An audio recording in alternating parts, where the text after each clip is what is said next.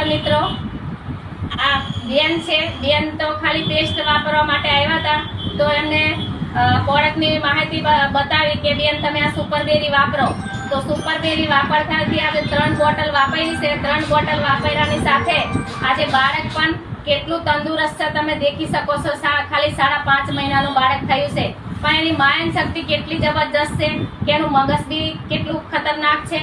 તો બેનને normal delivery દવાખાનાનું પગથિયું